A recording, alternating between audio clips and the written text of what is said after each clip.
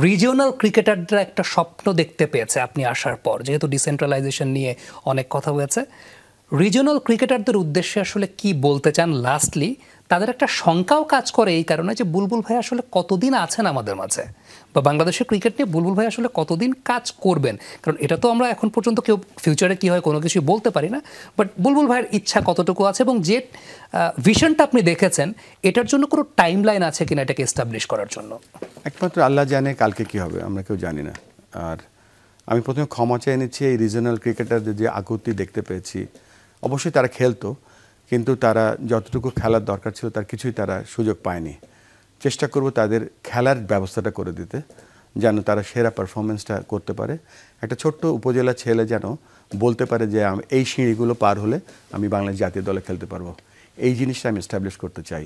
আমি জানি না কতদিন এখানে আছি, আমি সবসময় বলি আমি একটা টি-20 ইনিংস এখানে খেলতে এসেছি।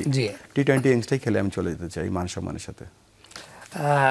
কিছুটা সময় বাকি আছে, কয়েকটা গ্লোবাল ইভেন্ট আছে বাংলাদেশের সামনে। 2027 সালে নারীদের আন্ডার-19 একটা ইভেন্ট আছে, 2031 সালে বাংলাদেশের একটা বিশ্বকাপ আছে, 50 ওভারের বিশ্বকাপ। আপনার কাছে কি কখনো মনে হয়েছে স্ট্র্যাটেজিক বেনিফিটটা গ্লোবাল ইভেন্ট হোস্ট করার? 11 সালে বাংলাদেশ করেছে, 14 সালে করেছে, স্ট্র্যাটেজিক বেনিফিটটা একদম পরিপূর্ণভাবে আদায় করতে পেরেছে কি পারেনি? You are right actually. মানে স্ট্র্যাটেজিক বেনিফিটের থেকে এই বড় বড় ইভেন্টে যে ইভেন্ট লেগেসি আছে, সেই ইভেন্ট লেগেসি আমরা কতটা কীভাবে কাজে লাগাচ্ছি। আইসিসির কিন্তু একটা বড় ফান্ড থাকে ইভেন্ট লেগেসি মেনটেন করার জন্য। আমাদের যে মেয়েদের বিশ্বকাপটা যেটা ঢাকায় হওয়ার কথা ছিল সেটা দুবাইতে হয়েছিল পরে, সেখানে কিন্তু প্রায় $2,60,000 আইসিসির ছিল, যেটা ইভেন্ট লেগেসি মেনটেন করার জন্য।